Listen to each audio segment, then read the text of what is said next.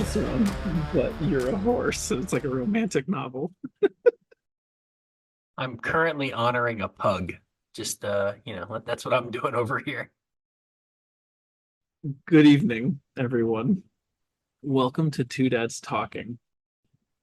Tom found something called theuselessweb.com, and it takes you to a random web page when you click the button. And I am on a page called always judge a book by its cover.com, and it's just I'm looking at something called crap taxidermy. The dirty business. Someone's got to do it. There's this next one, some old farmer guy laughing on his cover, and it says, "Everything I know about women I learned from my tractor." Would love to know what you can learn about women from your tractor. I need to get. Oh, this is a book that my sister got this book from my mother. It's the Field Guide to Dumb Birds of North America. It's actually really funny. It's someone who writes very insultingly about birds and describes them. It's like, if you ever hear this screeching a-hole, that's because it's the female trying to find the one male that will leave her in the spring, just like all the others. It's language like that. It's just like, you can hear this dumb idiot That's a in book my Ohio. wife would probably love. My wife has been attacked by birds and challenged by ostriches and chased by peacocks.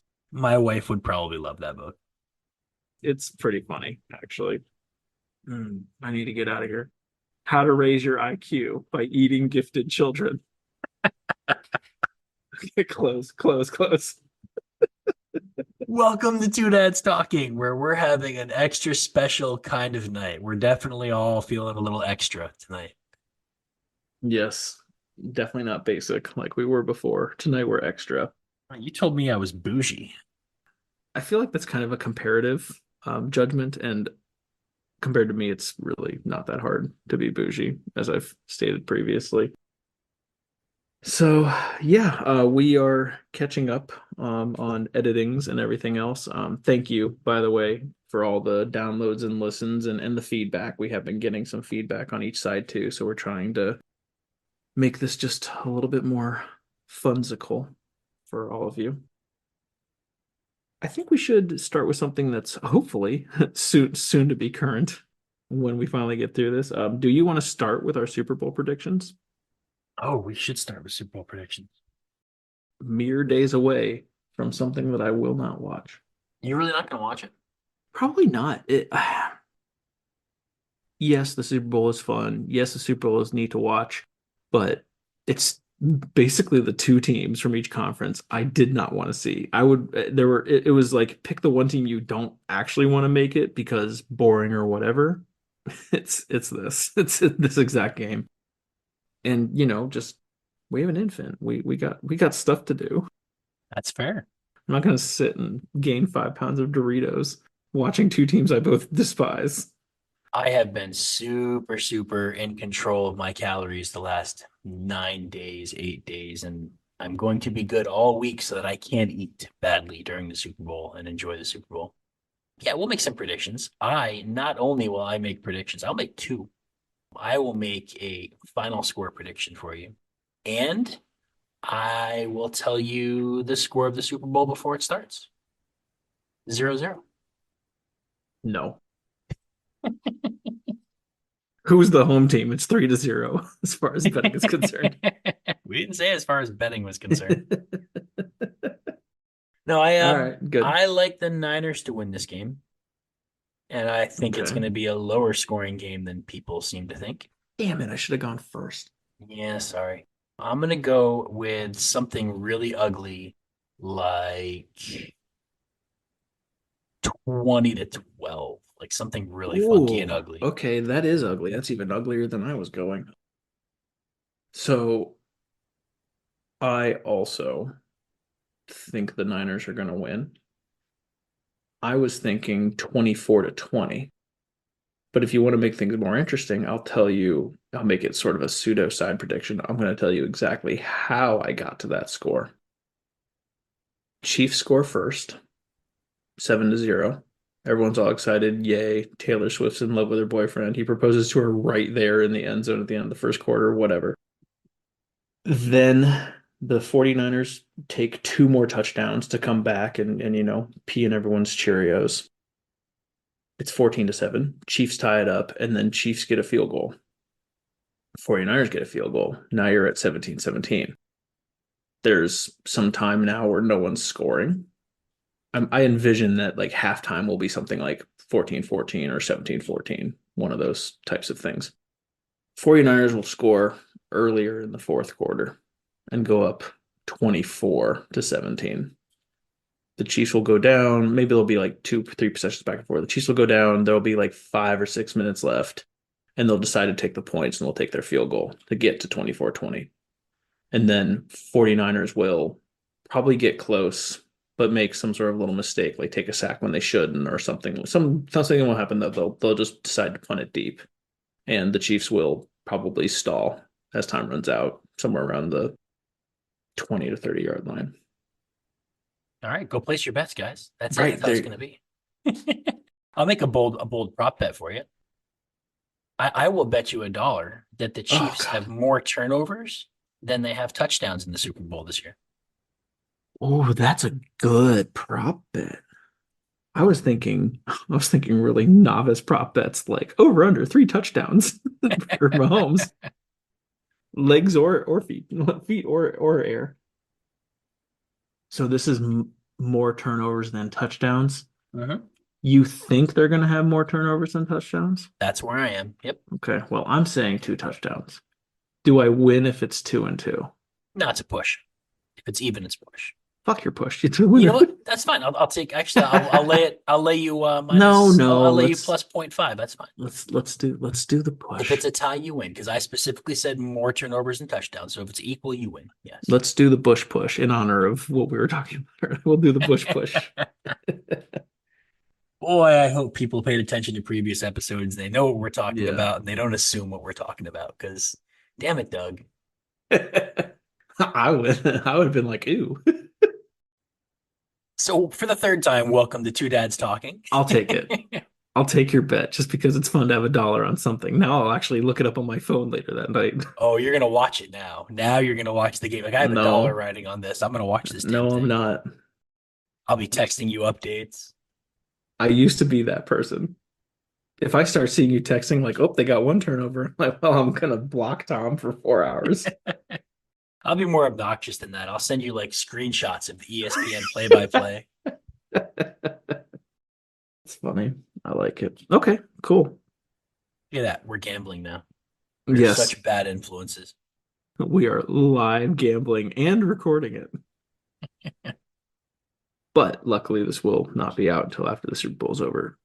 So there, we're not promoting gambling. We'll put a phone number somewhere. This is the part where we shake hands through Zoom. Huzzah. Yeah, we can do that.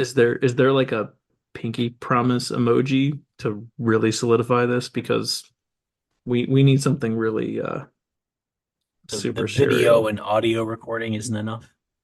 No. We've talked about AI. We've talked That's about deep true. fakes. That's true. Yeah. Not that there's someone out there being like, "Oh, yeah, we should deep fake these two idiots." I was gonna say no one's spending the time or money in deep faking the two of us. That's not happening. Unless the CIA really does come and black bag you and drag you off, then maybe. Like I could be talking to an artificial intelligent Doug right now, and you could actually be in some basement somewhere getting waterboarded for all I know. Well, I feel bad for me then because I'm a really convincing robot. I have no idea that I'm the AI, so So we've got our Super Bowl predictions in. One thing Doug and I have taken from some feedback given to us is that we should sort of put some structure into the show. So we're going to work on creating a format here and kind of giving you guys something a little bit more predictable and expected every week. We're going to have something that's either a current event or a parenting topic or a real life story we're going to work in every time. And then we're going to work into sort of a top 3 of something random, just because that's something we can have fun with and rabbit hole down, and you guys get to disagree with us and tell us we're idiots. because we are. Right. But you know, like when I tell Doug I think Zoolander was a stupid movie and a waste of my time and I'm mad he made me watch it, you guys can all take his side and yell at me, and that's fine. And that's why we're providing this forum. He's shooting me death lasers into the computer right No, now. I agree with everything except the last part. It is stupid and it is a waste of time, except I loved it. AI robot Doug is shooting me lasers through Zoom right now. It's kind of terrifying. Pew pew. But then we're going to get into sort of an update section where we give an update on something we've discussed previously in another episode if we have those updates. And for that, maybe you guys are sending us things. Maybe we're discovering something after the fact. Maybe we're just correcting the asinine assumptions that we made and where we were way off base with things, like our Super Bowl predictions. Stay tuned for that update. And then at the end, we're going to finish with our dad jokes. We're going to try to end it on, as I say way too often on the show, on that happy note. And that's going to be a t-shirt too, I think, unfortunately, just because I say Oh, it way it's too we're much. already there. I just say that way too often. If I'm harassing you enough, it should be out there by now. Yeah, yeah. But by the time you listen to this, yes, there should be a whole lot of merchandise options out there for you. And we'll try to wrap it up on that. So we did not really prepare much for this week. It's been kind of a crazy week for both of us, and we didn't line these things up. So we're going to go a little bit random. I don't think we have a real topic prepared for tonight, do we? No, not really. I mean, this is I can give you sort of a real life thing that happened to us thing to talk about initially. We went to my parents for a get together, and on the way back, at one point, there was we were behind. We were two cars behind this person, but there's a stretch of road that's 55 miles an hour. Someone was going 45, and the rest of us were stuck there. We were two cars behind the person, but the car immediately behind us was two obviously teenage males. People tailgate, I get it, and they get impatient and all that. These guys were so close to us, we might as well have been in a parking lot parked. They were right there. Not, I mean, within 2 feet of bumpers right there, and we're going, 45. It was stupid for them to even be doing that. I think they were so close that they could not react to me even brake checking them if I wanted to. Even if I wanted to mess with them, they were so close that I couldn't even do that. And it definitely it stressed my wife out for sure. It stresses me out a little bit, mostly because I just don't know what the car would do if something happened and I've got the kids in the car. We're all buckled, we're all safe, but still, I don't want to deal with that situation. So the parenting moment out of this, the easy one is try to teach your kids not to drive like that. And it's not necessarily because you're going to stress other people out, it's because you're going to kill yourself if you do that. You're just increasing your odds of something bad happening to you. You have complete control over your vehicle. No, not everyone's perfect. No, not everyone's going to like make the best decisions on the road, but try to do little things to help yourself out a little bit. Especially because you don't know what other people are going to do. You should be doing things to help protect you, your family, yourself. I mean, as a dad, in some ways, the most important part of you protecting your family is protecting yourself. What it also reminded me of is a very personal, very petty feeling that I've held near and dear for years now. On the news, and we've all heard it, someone died in a car accident. It's always a pseudo sad, pseudo puff piece. Everyone loved so and so. Everyone loved Jennifer. Everyone loved Steve. They were a college student, or they just finished college and they were trying to work on their career with whatever, or they left behind two beautiful children. And it's always the, oh, how sad. But half the time, if you really think about it, it's not like they got rammed by some drunk driver. It's not like some force of nature did anything to them. It was realistically, it was icy and they were driving too fast and they didn't do the right thing. They lost control of their vehicle. So I had this exact thought while these kids were following me. I was thinking, these are two 18-year-olds, maybe even 17-year-olds by the looks of them. And trust me, they were so close. I got a really good look at them. They could not have been older. They were definitely not 21 for sure. They were that kind of young. And they were just annoyed that they had to be going this slowly. They were going a whole half vehicle over the double yellow line in single lane, in a 55 both ways just to see if I was the problem when I was driving. And I just thought, if they made the wrong move or made a mistake, clipped something, went off the edge because there's a spot where it's kind of a high slope, they went off the edge and they died, someone would sit there and say, oh no, they were going to go to college, they were going to do this, everybody loved them, they had so many friends. And I would want to go up to the camera and be like, he needed to be better. The only reason he's dead is because of him. And yes, it's petty, and yes, it's insensitive. And I'm not saying I wouldn't feel bad for the kid, because I'm not going to sit here and tell you that I wasn't a stupid freaking idiot when I was 18 years old, or any other time. We did spend a whole episode talking about my arrest, by the way. So there's that. But the point of that story, me telling it, if you remember, was there's a lot I learned from there. There's a lot I did wrong. And in some senses, I got lucky. I got a very humbling, long, awful experience from that. And I didn't have to have anything bad actually happen to me. So when I see stuff like this, I get annoyed because other people would feel bad for something bad happening to them when it was entirely their fault and entirely up to them to not do it. Tom disagrees. Go, Tom. No, I absolutely agree. There's nothing more frustrating in the moment than some other person being reckless and selfish and, risking taking you and your family off the road or off the planet because they're simply being foolish and selfish, and they don't give a damn about other people. Still a little mistake like that I get. We had an incident when I was in Italy where someone wasn't happy with how fast we were driving, and they pulled around us and got in front of us. We were doing about 125 on, I forget what the Italians call it, the Autobahn or whatever. We were doing like 125 miles per hour down this highway.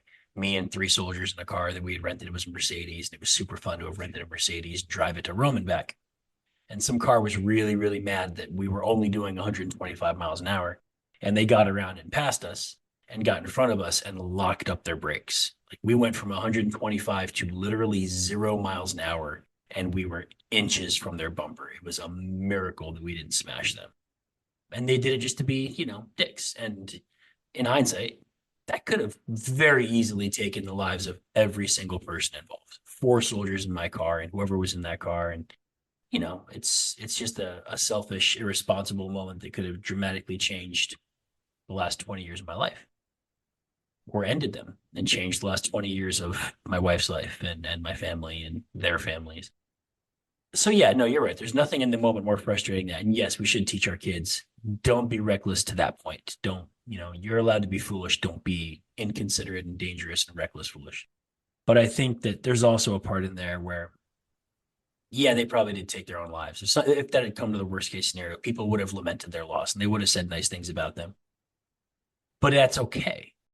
If someone had lived a good life, we all have moments where we do something stupid. We all have moments where we get caught up in peer pressure or in the moment or in some other motivator where we do something that is uncharacteristic of us, and that in hindsight we look at and say, that was a low moment for me. That's not a good moment for me.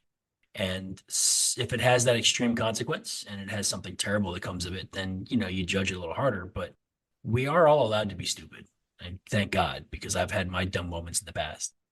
If you had that night, you were night of your DUI, if you hadn't gotten pulled over and maybe you had gotten into a crash and killed somebody, maybe you killed a kid, maybe just you died. Would you not want people to say, wow, Doug made a mistake that night. Doug was stupid that night. He was a really good guy. I can't believe he did that. I'm going to miss him. And like lament your loss.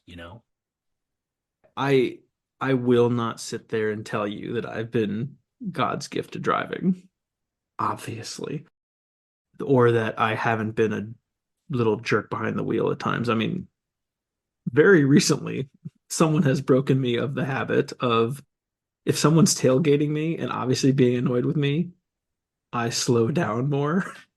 So I don't do that anymore. I still do that one. Yeah, and part of it was also me thinking it through also, was if someone is really going to be, let's just use the word unreasonable, behind the wheel of a car and tailgate you or swerve or basically come close to hitting you if they're trying to go around you. I think the safest thing that I can do is be 100% predictable. So if someone's tailgating me, whatever speed I'm going, I hit the cruise control if I can, and I stay that speed. I don't hit the car in front of me and stuff like that, but I'm sure it upsets them more. But for example, if I'm in like the left lane because I was just recently passing someone and someone is tailgating the crap out of me, I don't even change lanes and get out of their way. I hit the cruise control and I wait and I let them do their thing. Because if they try to make a move around me or they try to accelerate from my lane change, I don't want to be part of their equation at all. If I'm doing a lane change and they're expecting my lane change to go a little bit faster, I don't want that to be, then I'm the one getting hit in the back corner and spinning out. So they might think I'm a bigger a-hole to them, but to me, I am being absolutely 100% predictable and they can continue to be pissing me and all that. So with these, just to use them because they're convenient now, these two idiot teenagers, they may not actually be idiot teenagers. Behind the wheel, they might be idiot teenagers, or at least behind the wheel that day, they might have been idiot teenagers. And I feel like when people do those, oh no, everyone loved him. It's too bad he did something stupid behind the wheel. No one says the last part. I'm not saying you should be judged on that, but I'm saying that we should be realistic about it because if we don't highlight that, if we don't kind of say, hey, they did a wrong thing, then that doesn't get anyone else to sit there and think maybe I shouldn't do that. And that's kind of my concern. I'm not saying that we shouldn't try to highlight them or shouldn't try to like talk good about them because Lord knows if I was judging my worst moments, and only those it would not look good. Okay, if this was them doing this on like a stunt course on their own or like 5 a.m. with no traffic and they did something stupid, yes, I'll still say they're stupid, but boys will be boys would kind of be more my reaction to something like that. But right now you're doing something that can affect me and my family. And like we've talked about in past conversations, that's a problem. Now I am less forgiving. You being dangerous to yourself in a way that's your call. You doing something that could be dangerous to me, no, now I get an opinion in the matter. And I feel like I get to call you stupid for that because it does affect me potentially. And I have responsibilities and obligations, and you are kind of butting in on them and making my life more difficult because I'm trying to do right by my family and you're not. Well, I mean, here's the thing. If something like that happened to me and someone, tailgated me and caused an accident and I lost the life of my kid or my wife or we were horribly disfigured, guess what? All of my mercy and my grace and all this goodwill that I'm trying to preach right now, I'm not probably not a big enough person to maintain it after something like that actually happens. I'm probably going to be coming down with a wrath and a vengeance and a lack of forgiveness that would trouble me if I were to look at it in this moment. But taking that third party seat and looking at this from sort of just a bigger picture point of view, I understand what you're saying. And yes, when something like that happens, when there's a drunk driver who hits and kills someone, and I feel like I'm not picking on you when I keep making this analogy. It just feels like a very good analogy for this. It's one that I think of often, and it's one that I think we talked about it earlier. My It's my pivotal to stepbrother. both of us. Right, Yeah, it's right, pivotal to you and it's very personal for me because I was on the right. other side, So I'm not literally. trying to pick on you by bringing that up. It's just I think a relevant analogy. But when I think of a drunk driver having an awful accident and dying, yeah, there's a lot of wow, you selfish a-hole. Like that person, what a selfish act, what a selfish a-hole. And I don't see those, generally positioned as this was a beautiful, loving person. If you don't see what a wonderful angel this person was, then screw you, go to hell. I don't see that ever. And that's why I feel like that's a straw man argument. But what I do think, Them's fighting the words. it might be, I think given my, the last couple of months, I think when someone passes, I think a great deal of how they're remembered and how they're talked about and what is said and done for them. A great deal of that is done to pay homage and pay respect and really, really try to give that person something now that they're gone because you miss them and they're worth it. I think that's a big part of it. But I think another huge part of why all that is done is to help the people who are still carrying on without them and dealing with that loss. I think a lot of how you handle a person's death in the aftermath is about helping and caring for the loved ones that are still here and mourning their loss. And I think that's probably a reason why you don't have all those negative things in there. Because if two 18-year-olds wreck that car and wrap it around a tree and die in a burning ball of fire on the highway, the people that are left to deal with that are their mother, their father, their friends, their siblings. And it doesn't help them in any way to see negative headlines every day and hear the press talk every day and someone at the media stand up on a soapbox and say, these kids were selfish, reckless a-holes and they did it to themselves, so fuck them. It's a lot of this is about the people that are left behind too. It's not just about respecting the one who's gone. It's about taking care of the ones they leave behind so that other tragedy doesn't happen, so that, you do something to help compensate the pain that they're feeling. And I think that's a big part of why I disagree with the take is that it's more complex than just pointing a finger at someone and saying, you effed up, you deserve this. Hope no one else does this. That is a part of it, and it does need to be observed. But I think it's bigger than that. I think it's deeper than that. I mean, I should just say you're right and be done with this and move on. Where's the fun in that? I know, right? There's no fun in it. Let me try to explain myself here. Most of the time, I would hold the same standards to myself. If I was the person behind the wheel, if I did something stupid, that's kind of my feeling is like that's on me. It is on me. It is my fault. It was in my control. There's a whole lot in this world you can't control, but you can control yourself. And I'm not that I'm one to do the blame game, but if you could do things to mitigate, whatever happened, then there should be some onus on you for at least not having done that. It may still have been unavoidable, but you could still have potentially helped the situation. And I've thought about this too already with my kids. The discussion will not be focused on you could have hurt yourself, you could have crashed. That will be the start because I'll think that that's at least the first thing that needs to get through because someone who drives like that is only thinking about their own personal whims. But I would spend a whole lot more time on what if you hit somebody? What if you hurt someone else? What if you killed someone's 5-year old? What if you killed someone who's the same age as your younger brother?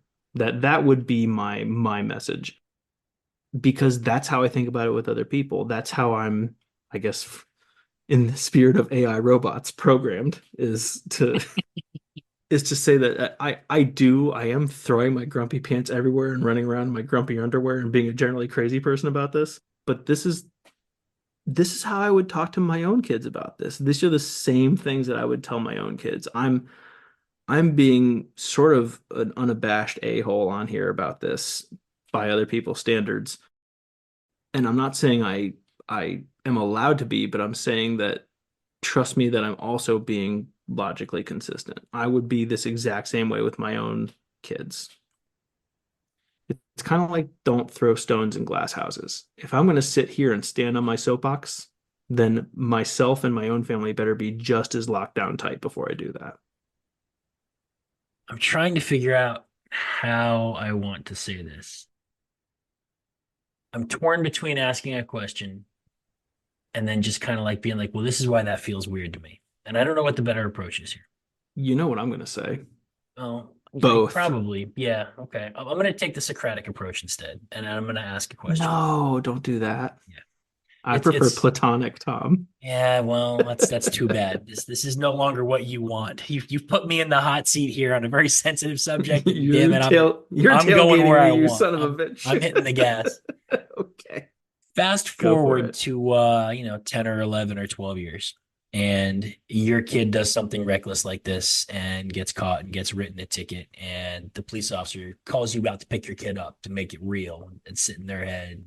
You know, the way I would do it is to make the father come pick up the kid, let everyone get a real taste of how real it is. So let's say that happens, and the officer describes what your kid was doing, and it was real reckless driving, very aggressive, swerving around cars, tailgating them, pulling up next to him, flipping the bird, and doing all kinds of crazy wild stuff, right? This is fantastic. Picturing my 5-year-old daughter doing this. Oh yeah, that's why I had to make sure I got the decade and a half right. Here's the worst part. One daughter, I can totally see doing it. And the other daughter, I'm like, that's not her. Yeah, that's the one that's gonna do Right. it. So you show up on scene, the officer explains this to you, you start boiling, right? You'd probably be pretty angry because by then you had to change your depends and drive out there, and you had to get your night glasses on because you don't see so well. And Put in my angry dentures. right, put in your angry dentures. You had to remember the pin to your hollow car because you couldn't remember your damn pin because the kid set it up and it wasn't synced Fucking right. And pin. so you get out there. Special character. Right. You get out there and you hear all this, and then the officer says, "All right, she's all yours," and gives her the ticket, the court date, and she's all yours now. And you have this talk with her, and you explain this to her and say, "Listen up, you're gonna hear what I have to say." You give them that exact talk. And for reference, you're saying the you could have hurt yourself, but also more importantly, you could have hurt somebody else. Right. Talk. Right. Okay. Right. And then you talk about how this isn't just a standard I've set for you. I've lived this my whole life. I thought you were too. However you want to take that roach, or that approach, that road. And then she looks up at you and says, "Dad, it's kind of hard to hear this from you, knowing you had a DUI. What does that do?" In my opinion, every situation can be most properly judged by exactly two sort of general circumstances. Some of them are you have to personally be in the situation to really fully understand it and make the truly wise decision about it. The other one is you have to be the detached third party. A really good example and crappy example, but like a really good like thing that everyone will understand is the smoker, the longtime smoker who is smoking a cigarette right now and looks at their kids and says, "Don't smoke, it's bad for you." They're not wrong, but that's not the right person to be delivering that to you. The person who's delivering that to you is either someone who's never smoked before, who has some of the data behind it to show you why it's bad, and or someone who is squarely not in that world, someone who used to be in that world. They smoked and then they quit, and they can tell you why their life got better. Again, sort of a crappy analogy, but that's where I'm going with this. So if my daughter, let's say, does this and says, "Well, that's rich coming from you," my response, depending upon how I'm feeling, can be one of two things. It can be either, "Yeah, I know exactly what's waiting for you if you get the non-death end of consequences. And it's a lot worse than what you got already and what you're getting already. So you decide if you want to have an even rougher time than you've already had." Or the other response is, "Yeah, and you notice how I never did that again?" Sort of like a don't make the same mistakes that I did, but also sort of like, look, I learned from it. So are you going to be a big kid now and learn from yours too, or are you going to continue to be an idiot? So that would be my personal response to that. I don't shy away from what happened to me. I originally wanted to, but it is a part of who I am. And I feel like it's not that I have a right to talk about it more because I've been through it, but it's that I have sort of been there, at least from the consequences side. I don't have the same perspective as some other people who have been in slightly different situations. I will also, if my daughter asked, I would say that in certain instances, I would have more authority to tell them that's stupid if I had never gotten in trouble for it. I would admit that. I would say, you know what? You're right. I made a mistake, a bigger one than you made just now. So while I could argue that you need to be better because I am, I can also argue that you need to be better because I wasn't, and now I am. And you're at least half of me, so you should be able to get there. And the other half of you is better than I am, so you kind of have no excuse to get there. So, I really hope my kids have at least 60% of my wife and only 40% of me. oh my God, 70-30, man. I swear. I want my kids to have my height. I do want them to be tall. So I feel like I'm going to go with 40%. Just give them a better chance of being tall. Yeah, but Tom Cruise is short and he's sexy as hell, so you can still make it. It's fine, even with that weird Yes. gap in his teeth right in the middle of his mouth, which you can't unsee once you see it. What did you say about 15 episodes about outliers and how we throw those out and don't count them in our studies? I am an outlier. Throw me out.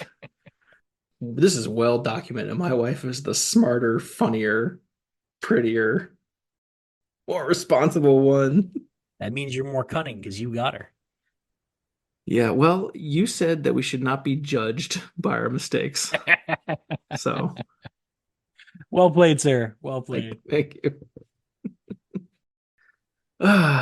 Well, I think it's time to get into dad jokes at this point, Yeah. just considering how it went. We're going to leave out all the structure we were going to try to Yeah, I do. know, I know. You're muted again, man. My I have God. no idea why that's muting. There's The got to be dad some has weird joined the shortcut. chat and he can't figure out his mute button. I know, right? It's crazy.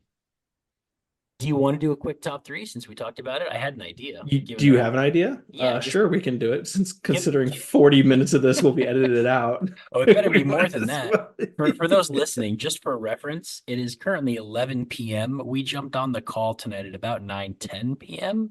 So that's when you hear a But we 35 didn't minute or a record 40 until minute. then. That's No, fine. we had administrative stuff to talk about, but we've certainly been talking for over an hour and we've probably got 30 minutes of content that we want to keep. So, Yeah. Okay. Top three.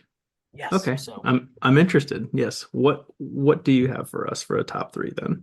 based on a lot of the conversation that I think is going to be edited out, and I kind of hope is going to be edited out, which you may or may not have heard in this podcast, is we did some post-apocalyptic talk about some movies and some things shortly. Hopefully, Doug edits it all out because I'm pretty sure it's going to be boring to anybody but us. But what are your top three post-apocalyptic movies?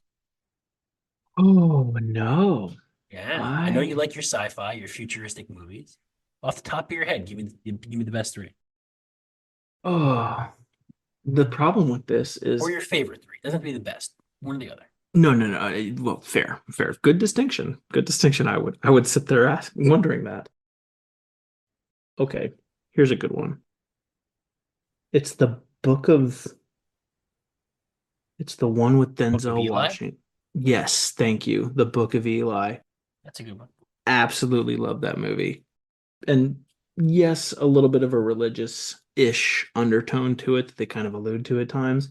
But one of the reasons that I love that movie so much is because Gary Oldman is awesome in that movie.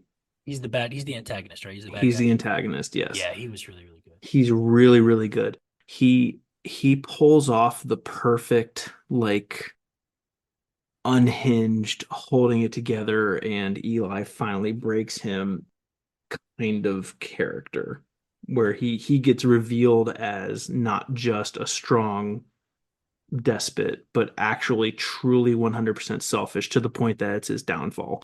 It does kind of have that same religious undertone of pride and hubris ultimately being your downfall even in a post-apocalyptic world. I love that movie.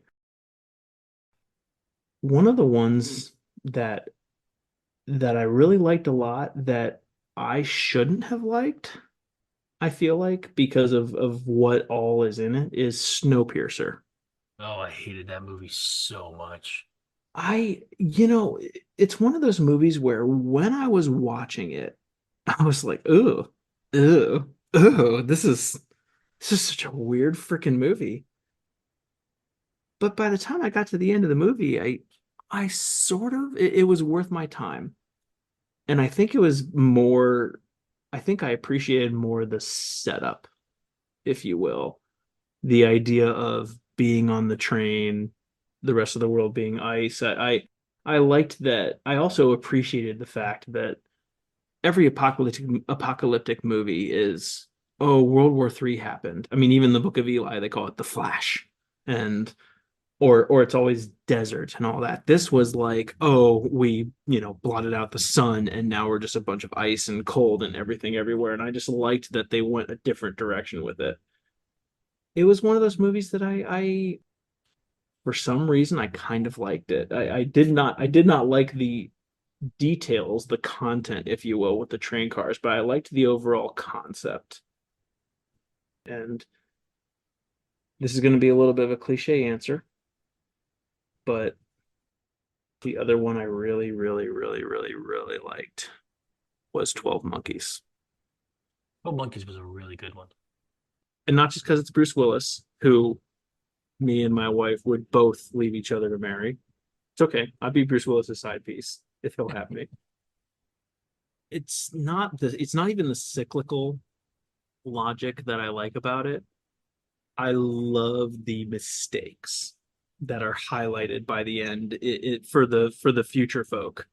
I mean, hell, the title of the movie is about the stupid like side group that Brad Pitt's character creates to release all the animals from the zoo, and somehow lost in translation they think that these are the bad guys, and they're basically turned into a big harmless nothing, and you realize it by the end of the movie.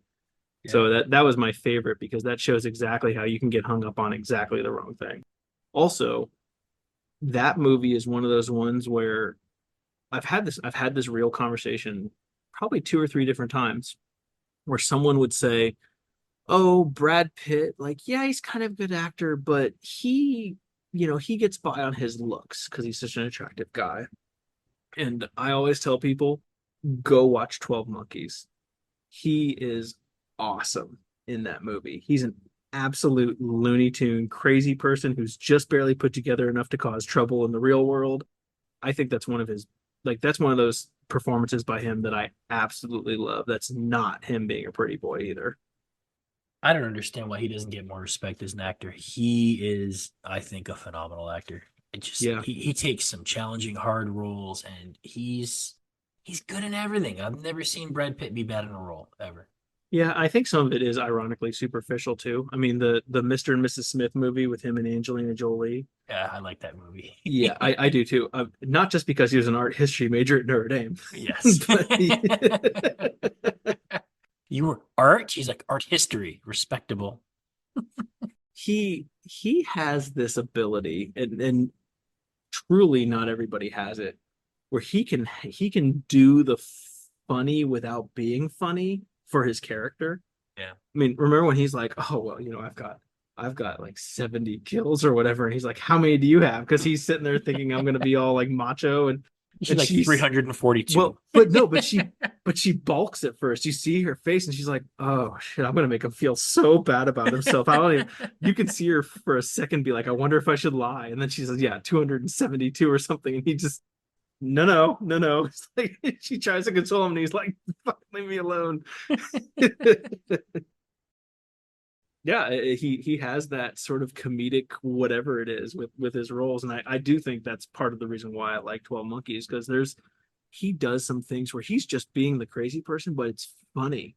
It's tiny little itty bitty shades of what Heath Ledger was with the Joker. He says some things that are like, what? But he's completely serious about it. And he just pulls it off well. He does not get as much credit as he deserves for some of that stuff. I agree. 100% I agree. Okay, what's yours? So 12 Monkeys was probably going to be on my list, but I can't give the same one you did. That would be lame. But 12 Monkeys probably would have made my list. I mean, I can change it if you want because there is one more that I kind of wanted to put on there, but No, that's fine. We'll keep it to three so we don't go for 2 more hours. Number one on my list is The Postman, which is kind of an older one, but a fantastic Kevin Costner movie. I take it you haven't seen this by the look on your face. nope. Honestly, it's probably one of his two or three best movies that he has done. The world ends, and it's a World War III style end. I actually wrote a short story based on this world. But the world ends, and you've got one gentleman, the antagonist, who you will love. I think when you see who it is and you see the character, you will fall in love with the antagonist. He is a fan of Shakespeare and education. It's a world without anything anymore. People are basically living in little villages. There's no more country. There's no more community. You've got your little bitty village, and that's what you've got. And this one gentleman who's sort of this highly educated, philosophical bad guy has gathered together the remaining bikers and thugs and hoodlums and all the tough guys and become sort of their enlightened leader and created an army and is marching across the barren landscape of America and just taking over towns, forcing them to pay tax to him. He's Genghis Khan, and he's forcing them to pay taxes to him and provide whatever resources they have and to go out and farm and to go scavenge for him. And he's running the world. It's his world. Most of these little towns, until he's taken them over, don't know he exists. They don't know other people exist. Everyone seems to think their town is the last town. And there's this one gentleman played by Kevin Costner who's kind of roaming out in the world trying to get by. He's not really a good guy. He's all on his own. He's kind of selfish. And one night he takes shelter in this old FedEx truck that had crashed off the side of the road. He needs shelter from a storm, and that's where he stays. And while he's in there, he takes the clothes off the dead corpse, which is now a skeleton because it's been so long, and he starts burning letters for heat, and then he starts reading letters, and these are all letters that were never delivered. They were written before the world ended, and there's no mail, there's no internet, there's no telephone, like no one communicates. And he stumbles into a town, and he's got the postman's clothes on, and he's got a mail bag, and he delivers mail to this town that was written to it before the world ended. And it's not his intent to do this, but he's trying to get food and shelter and get put up for the night. But he gives them this mail and he brings them this beacon of hope, and he makes up this story about President Starkey, I think is the name he makes up, and how there's a new United States of America, and the first order was to establish a postal union and a mail union, and he's a mail carrier number 65721, and he's got mail for them that was never delivered, and he's bringing it. And he does this to get food and be taken care of, and they treat him like a hero when he's in town. He's got letters for people from dead relatives and relatives who might still be alive, and so they treat him like a hero. And then he's ready to leave the next day, and someone walks up with a letter and says, "Could you please bring this and deliver it?" And now he's being entrusted with mail to bring to another village, and he starts doing this and bringing mail village to village because they're treating him like a hero, and they're lavishing him with gifts and food. And he accidentally builds this amazing hope and faith amongst these people. And the antagonist clearly wants to crush that out when he learns about him. And I don't want to spoil it. It's like a 30-year-old movie, but I refuse to spoil it. This does sound like something I might actually like. It's amazing. It's my favorite movie of his. I don't want to know who the antagonist is now if you say I'm going to Yeah, like it, so I you'll really don't like want it. to look it up. Yeah, go Okay. watch it. The Postman. It's fantastic. You can probably stream it anywhere by now. But The Postman is my number one. And then Zombieland is probably my number two. I love that movie so much. I want to change my list. I forgot about Zombieland. Zombieland was great. The Twinkies. The Twinkies, yes, the Twinkies. I still haven't seen Zombieland 2. I was so afraid that they would ruin it. I never watched it, and I probably should at some point. Not as good as the first. It's not bad, but yeah, not as good as the first. All Yeah, right. first is the primo. For the third one, it would have been 12 Monkeys. I kind of want to say I Am Legend, even though it wasn't that good, but I have such a love for the book. And it's dramatically different from the book, especially in the ending. It doesn't do it justice, but I love the book so much. There were two endings that they shot, and they showed one at one point, and then got some feedback and showed the other one. I think in the Really? main run. I think yeah, because I'll have to look at that. I think the ending that the other ending they shot that hadn't really got run with was the zombies are trying to like rescue that other zombie that he has, and once he gives her back, they're like, okay, we're all good, and they go away. So, have you read the book No. by Richard Matheson? He's one of my all-time favorite writers. He was a big inspiration for Stephen King. Like I style a lot of my short stories after his style. The book is the last person alive in a vampire apocalypse, and he doesn't really know what's going on, but he's a very like can-do, hands-on, handyman kind of guy. He goes and literally breaks into the public library during the daytime and starts studying all these blood diseases and biology and molecular biology. And he figures out what's going on, determines, what vampires really are, and finds interesting solutions and basically becomes a do-it-yourself scientist. And he begins hunting them and taking them out like they're hunting at night, and he's trapping them, and he hunts them is what he is. And the whole premise of the book is when you get to the end and essentially like the entire city's worth of vampires are gathered against him, and the title is him, like it's the vampires talking to him and saying, you are a legend among our people, you are a horrifying, terrifying, awful legend. We're not monsters, we're people. This is our world now. You're the monster. and you get that message much more in the book than you do in the movie, which is the downside with the movie. But I still really enjoyed the movie.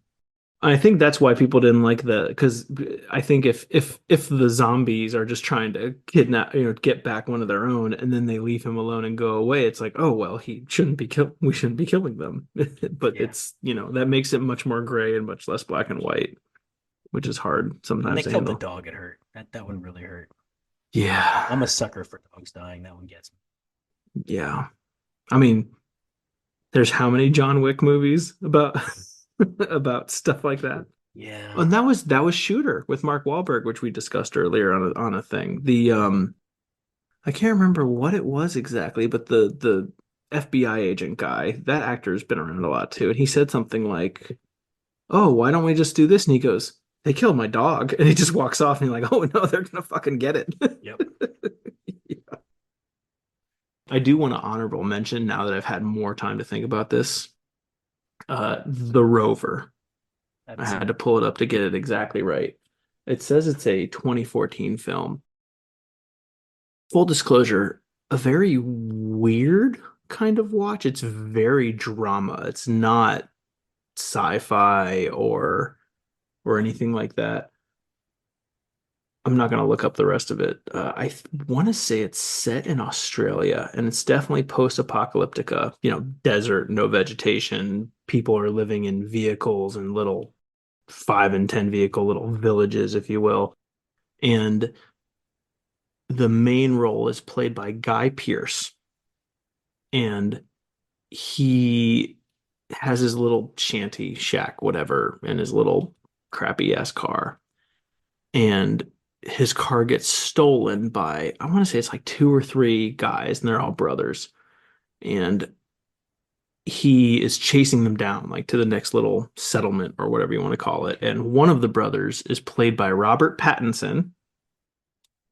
He is some sort of like level of autism or special needs or something. Like he's very slow.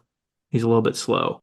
But the scenario goes that Guy Pearce at least gets a hold of him and says, "You're gonna lead me to where my car is."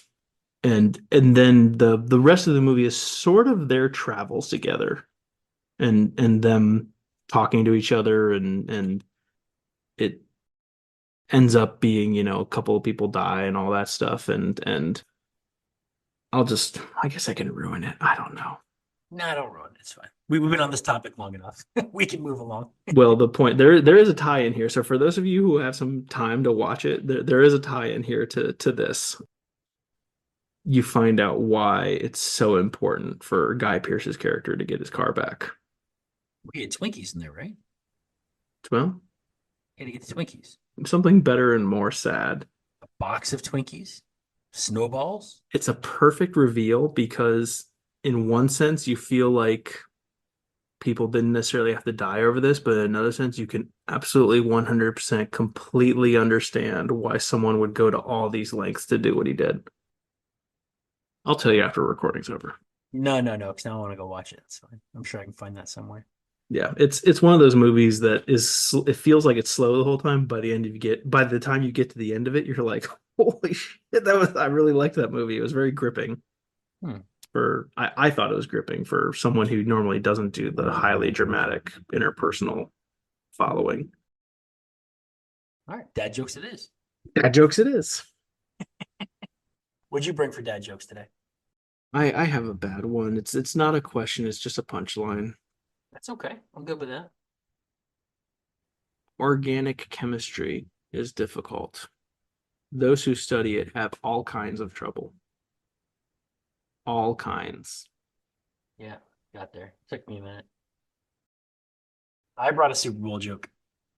You and your themes. Has to be. Has to You be have to tied stop in. showing me up on every single one of I'm not these. showing you up. I'm a writer. This is a sickness of my own. It's not showing you up. I just can't help it. It's a compulsion. What do you call 50 guys getting together and watching the Super Bowl? Doug is sitting there flailing his arms at the computer screen, reaching for his beverage. Oh God, is it the Browns? No, I was gonna say the Detroit Lions. I wasn't gonna Okay. do that to you. No, that's mean. They actually were good this year. They almost made it. They were. I wanted them to make it I too. I did. I wanted really them did. to. I really, really did. Like I said, I wanted the Lions or the Packers to be on the NFC side. Would have been my okay. I'm actually watching this story. Yeah. You know what the Browns would do if they won the Super Bowl? Well, considering what happened when the Cavs won, they probably burned down the whole city. No, they'd turn off the PlayStation. See, I didn't go there at first, but you got the other one right, so I had to go there eventually. Why are you so mean to me and my people? It's a coping mechanism for the way my people let me down. Yeah. Better luck next year for all of us. Yeah. All right. I'm not going to say it. Instead, thank you On all for Tom's happy listening. note. Thank you all for listening. This one went really long. Hopefully, our editor, Doug, makes it shorter. Trust me, this is not going to be as long as it By is. the time it gets to your ears, I hope it's about 45 minutes. We'll see where we get. Thank you for listening. If you haven't already, find us on Facebook, find us on whatever podcast platform you're listening to us on. Follow, like us, rate us, leave us comments, leave us feedback, email us, buy our merchandise, say nice things about us to your neighbors. All the things to help us grow this and help us make it better. We really do appreciate. We've had over 500 downloads at the time that we're recording this, and we've only been live for Month. 3 weeks, 4 weeks. It's been a month and we've hit 500. Yeah. So we do appreciate all the support. Those of you that I know are listening, Will, I'm going to get some more police stories in here for you. I promise. John, by now you should have heard the episode where we talk about you and Raven. Hopefully you've corrected me and I can update that at a future point. Jim, I can't wait to hear what your favorite post-apocalyptic movies are. I think that's pretty much all the shout outs I really have to give. My shout out is Alex. Thanks for telling us how to make a decent podcast. Thank you for that. We appreciate it. And John, not Raven's John, my John. Different John. You are an absolute gem. Great friend, very supportive, very helpful with all that you do. So thank you. I'm not going to say it. I'm not going to. Thank you all for listening. We will catch you later. See you guys.